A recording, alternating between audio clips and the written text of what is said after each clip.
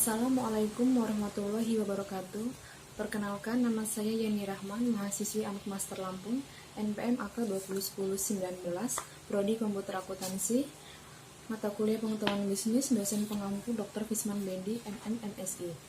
Dalam memenuhi tugas mandiri yang telah diberikan, saya akan mempresentasikan rencana usaha. Yang pertama, visi dan misi bisnis.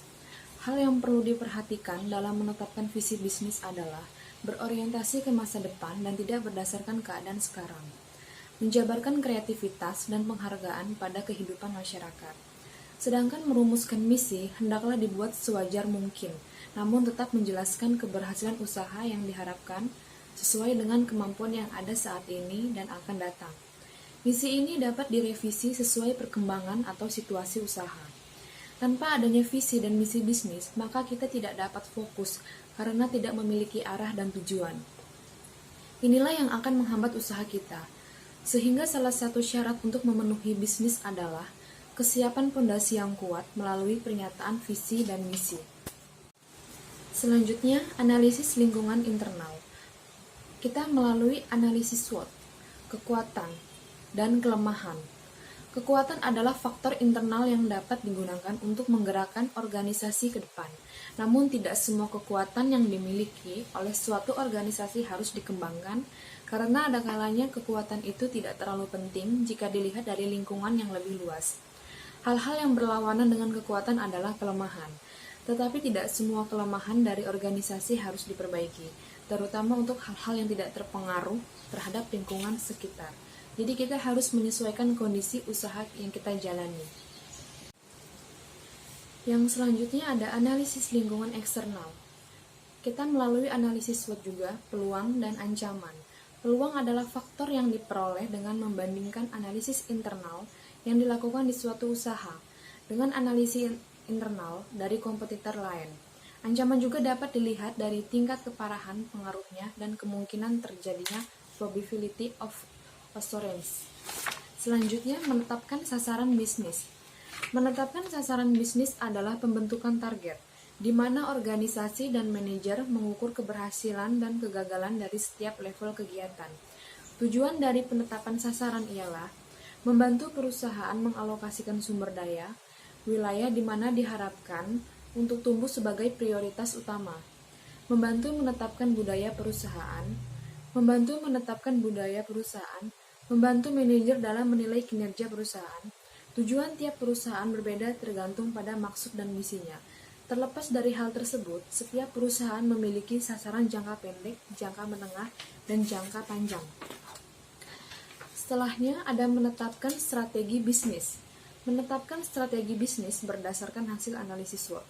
Setelah hasil analisis SWOT dilakukan yang menghasilkan faktor-faktor internal dan eksternal, hasil tersebut digunakan untuk menetapkan strategi bisnis, yaitu strategi SO dengan mengembangkan suatu strategi dalam memanfaatkan kekuatan untuk mengambil manfaat dari peluang yang ada.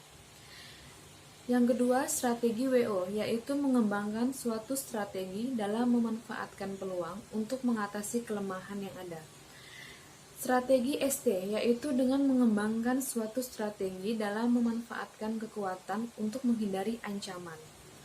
Strategi WT, yaitu dengan mengembangkan suatu strategi dalam mengurangi kelemahan dan menghindari ancaman. Selanjutnya ada implementasi strategi bisnis. Cara mengimplementasikan strategi bisnis yang efektif. Yang pertama ada analisis lingkungan internal dan eksternal. Lakukan analisis SWOT dan STP, formulasikan strategi, implementasikan strategi, monitor, dan evaluasi. Untuk tips implementasi strategi bisnis, yang pertama membuat business plan tentang rencana jangka panjang yang ingin dicapai perusahaan. Menyusun standar operating procedure atau SOP, keuangan dan operasional sedetail mungkin. Budgeting, menyusun perencanaan anggaran, pendapatan, dan beban untuk masa yang akan datang. Yang terakhir, merumuskan program job description yang telah terarah.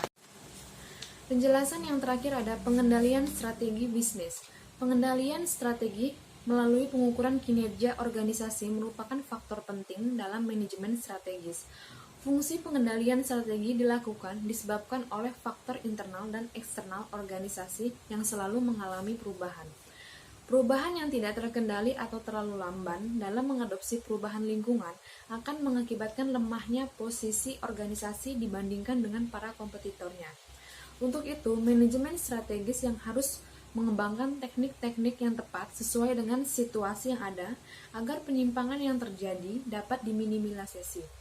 Untuk mengurangi penyimpangan ini, manajemen strategis melakukan pengukuran kinerja, baik dalam proses pencapaian tujuan maupun mengukur hasil-hasil yang telah dicapai organisasi-organisasi dalam implementasi strategi yang dipilih.